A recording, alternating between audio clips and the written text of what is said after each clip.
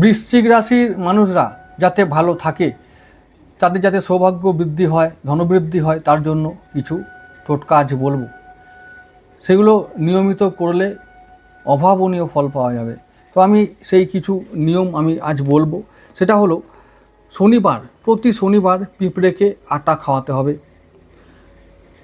মুক্ত ধারণ করতে হবে, শিবের অভিষেক করতে হবে, লাল ও মেরুন রং ব্যবহার করতে হবে। এর পাশাপাশি মঙ্গলের তান্ত্রিক মন্ত্র জপ করতে হবে।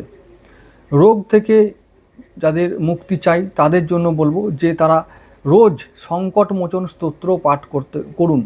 তাদের বলবো রোজ সকালে কপালে ও নাভিতে চন্দনের তিলক দিতে হবে ও চন্দনের আতর ব্যবহার করা যেতে পারে।